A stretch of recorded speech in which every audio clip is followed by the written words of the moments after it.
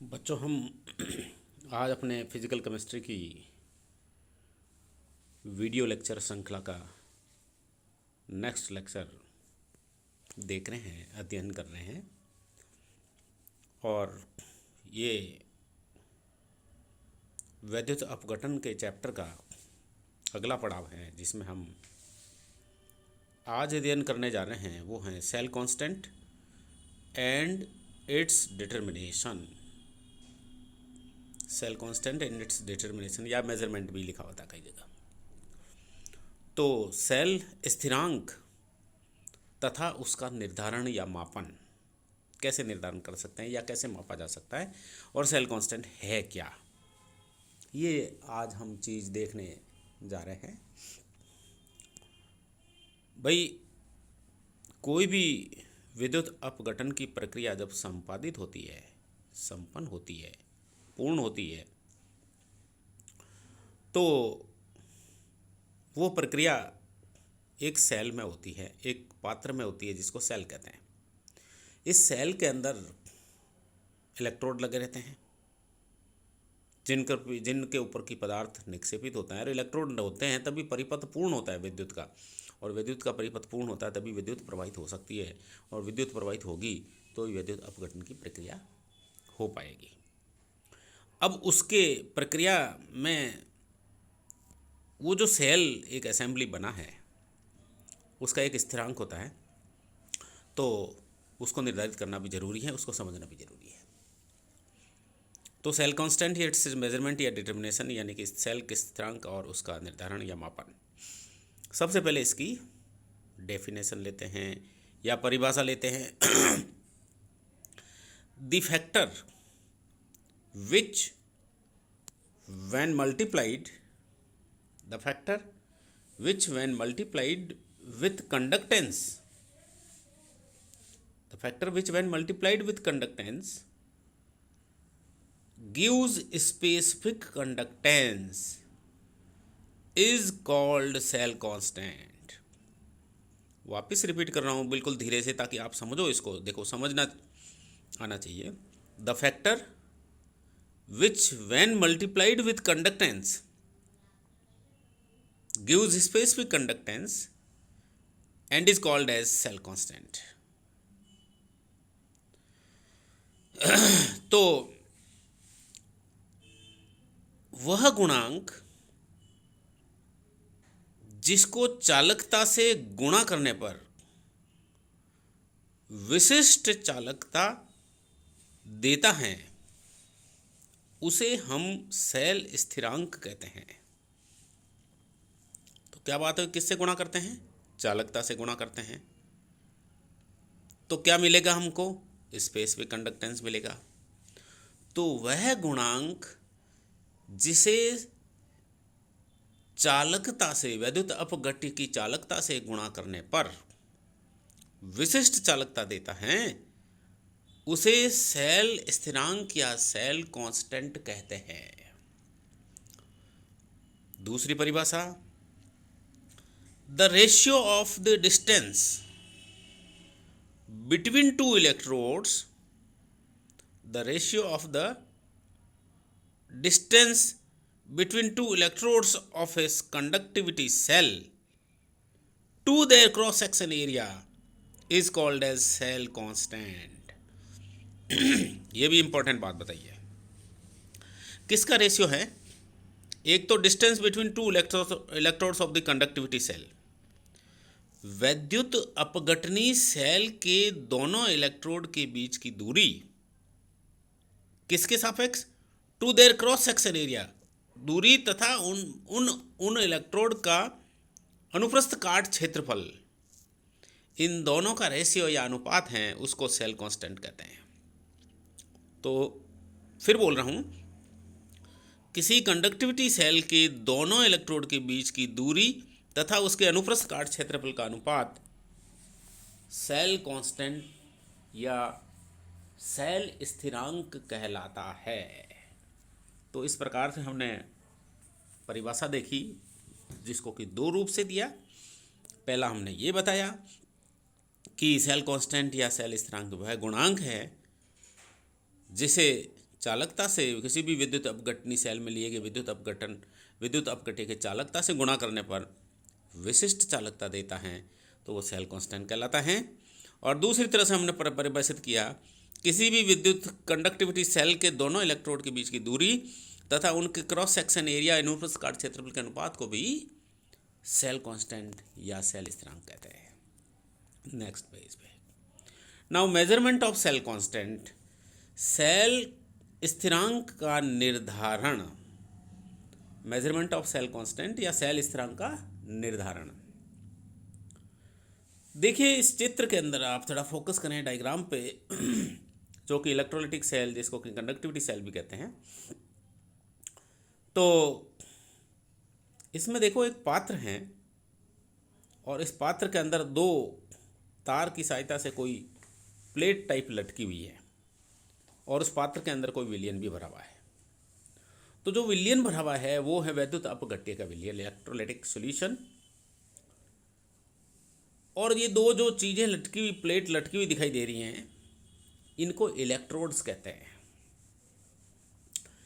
ये इलेक्ट्रोड्स हैं जिनके क्रॉस सेक्शन एरिया जो है, इनका अनुप्रस्थ काट क्षेत्रफल जो है वो ए है। देखिए एक तो ये इलेक्ट्रोड है और एक ये इलेक्ट्रोड है, इन दोनों का जो अनुप्रस्थ काट क्षेत्रफल जो है वो ये है ए। और इन दोनों इलेक्ट्रोड के बीच की दूरी, एक तो ये और एक ये, इन दोनों के बीच की दूरी है वो L है, ये रही L। ठीक है, तो ये इलेक्ट्रोड L दूरी पर स्थित हैं, इनका अनुप्रस्थ काट क्षेत्रफल A है और इस प्रकार की असेंबली होती है तो उसको कंडक्टिविटी सेल कहा जाता है। अब हम इसी के सहायता से सेल का निर्धारण करते हैं। सेल कांस्टेंट में यही दो चीज़ें इंपॉर्टेंट है कि इसका अनुप्रस्थ काट क्षेत्रफल और इन दोनों के बीच की दूरी। तो देखें जरा, number 1 point, the exact value of cell constant can be measured by measuring accurate value of the distance between both the electrodes and their cross section area। ठीक है, तो कैसे करा जा सकता है, ये कह रहे हैं, पहली बात ये कही इसने कि सेल कांस्टेंट के यथार्थ मान का निर्धारण करने के लिए क्या करते हैं, एक तो दोनों इलेक्ट्रोड के बीच की दूरी एक्यूरेट लेते हैं और उनके अनुप्रस्थ काट क्षेत्रफल का एक्यूरेट लेते हैं। तो दोनों का सही निर्धारण का अगर कर लेते हैं तो आराम से सेल कांस्टेंट या सेल स्थिरांक का निर्धारण किया जा सकता है। So the exact value of cell constant can be determined by measuring accurate value of the distance between both the electrodes and their area cross section. So L तथा A, इन दोनों को अगर अच्छे से निर्धारित कर लें, अच्छे से ज्ञात कर लेते हैं अपन, तो आराम से अपना काम हो जाता है और सेल कांस्टेंट। तो किस किस को, एक तो ये कह रहा है L और एक ये है A, इन दोनों को एक्यूरेट वैल्यू पर ही निर्धारित कर देते हैं, निकाल लेते हैं, तो उससे सेल कांस्टेंट का निर्धारण किया जा सकता है। So next slide. अब दूसरा बिंदु क्या कह रहे हैं, but it is not possible to determine the distance L between both the electrodes as well as area cross section A of the electrodes। देखो पहली बात में, पहले बिंदु में तो जो डायग्राम के पास उसने बताया कि भाई सेल कांस्टेंट या सेल स्थिरांक का निर्धारण करने के लिए दोनों इलेक्ट्रोड के बीच की दूरी और अनुप्रस्थ काट क्षेत्रफल को निर्धारित करके निकाल सकते हैं। लेकिन दूसरे बिंदु में असमर्थता व्यक्त कर दी गई है कि ये संभव नहीं है कि दोनों इलेक्ट्रोड के बीच की दूरी को और उनके अनुप्रस्थ काट क्षेत्र को यथार्थ रूप से निर्धारित किया जा सके, मापा जा सके या डिटरमाइन किया जा सके, ये संभव ही नहीं है। So but it is not possible to determine the distance L between both the electrodes as well as the area cross section of the A of the electrodes. Electrodes का एरिया क्रॉस सेक्शन और L दोनों ही नहीं निकाला जा सकता। और तीसरी बात, तीसरे पॉइंट में हैंस, तो ऐसी स्थिति में क्या करेंगे, अतः cell constant is determined by indirect method, इसलिए सेल स्थिरांक का निर्धारण है या मापन जो है वो अप्रत्यक्ष विधि के द्वारा निर्धारित किया जा सकता है, ज्ञात किया जा सकता है। सेल स्थिरांक का निर्धारण अप्रत्यक्ष मेथड या विधि के द्वारा ज्ञात किया जाता है। अब इसमें कैसे करते हैं, let the distance between both the electrodes is equal to L centimetre. माना कि दोनों इलेक्ट्रोड के बीच की दूरी L सेंटीमीटर है। Area cross section of electrodes is equal to A centimetre square. पहली बात कही कि दोनों इलेक्ट्रोड के बीच की दूरी L सेंटीमीटर है। दूसरी बात मैं कहा कि भाई इलेक्ट्रोड का जो अनुप्रस्थ काट क्षेत्रफल है वो A वर्ग सेंटीमीटर है। And resistance of the solution is equal to R ohm. विलयन का प्रतिरोध R ओम है। तो तीन चीज़ें हमको पता है, अप्रत्यक्ष विधि में निकालनी होती है, उससे हम निकाल सकते हैं। नंबर 1, माना कि दोनों इलेक्ट्रोड के बीच की दूरी L सेंटीमीटर है, इलेक्ट्रोड का अनुप्रस्थ काट क्षेत्रफल A वर्ग सेंटीमीटर है और विलयन का प्रतिरोध जो है वो R ओम है। तो हम अप्रत्यक्ष विधि से भी आराम से सेल कांस्टेंट या सेल स्थिरांक का निर्धारण कर सकते हैं। अब नेक्स्ट स्लाइड में देखो। ये नेक्स्ट स्लाइड हमारी, since resistance is given by, हमने तीन बातें देखी वहां पिछली स्लाइड में कि दोनों इलेक्ट्रोड के बीच की दूरी माना कि L सेंटीमीटर, इलेक्ट्रोड का काट क्षेत्रफल माना कि A है, A वर्ग सेंटीमीटर, और प्रतिरोध विलयन का जो माना कि R है। तो ऐसी स्थिति में चूंकि प्रतिरोध निम्न प्रकार से दिया जाता है, since resistance is given by, कैसे दिया जाता है, R is equal to rho into L upon A। क्यों है ये, क्योंकि R is proportional to L upon A। प्रतिरोध के परिभाषा में अपन ने पढ़ा था, किसी भी चालक का प्रतिरोध है वो उसकी लंबाई के अनुक्रमानुपाती और उसके काट क्षेत्रफल के व्युत क्रमानुपाती होता है। मीन्स क्या मतलब हो गया इसका, R is proportional to L upon A। जब प्रोपोर्शनलिटी हटाते हैं तो कांस्टेंट आ जाता है, जिसकी जगह रो कांस्टेंट आया। So R is equal to rho into L upon A। ठीक है, बिल्कुल सिंपल सा फॉर्मूला है, अपने सामने आ गया ये।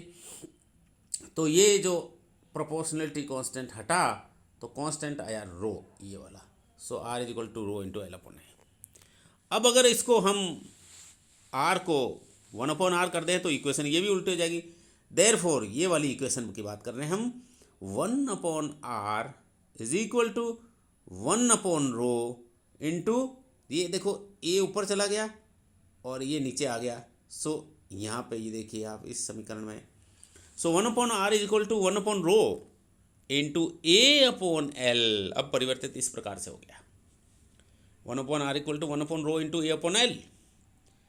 इसलिए देयरफॉर अब 1 अपॉन रो, इसका मान निकाल देते हैं। 1 upon rho is equal to 1 upon R into L upon A। अब L इधर चला गया, क्यों है ये, 1 upon rho is equal to 1 upon R into L upon A।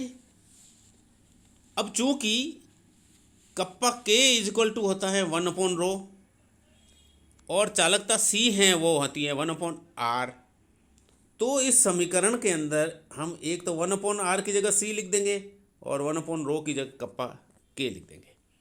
तो देयरफॉर इस इक्वेशन में देखो, hence kappa is equal to C into x और L अपॉन A को हमने x माना, it is equal to x। तो इस प्रकार से 1 upon rho equal to 1 upon R into L upon A हो गया, और 1 upon rho is equal to होता है कप्पा और 1 upon R is equal to होता है C, L upon A is equal to होता है x। तो समीकरण बन गई kappa equal to C into x. Therefore cell constant x will be, अतः सेल स्थिरांक x दिया जाएगा, क्या हो जाएगा, x is equal to kappa upon C so x is equal to हो गया स्पेसिफिक कंडक्टेंस, कप्पा होता है specific conductance, so x is equal to specific conductance upon observed conductance. तो इस प्रकार से हम आराम से सेल कांस्टेंट का निर्धारण करते सकते हैं इस फॉर्मूले के माध्यम से।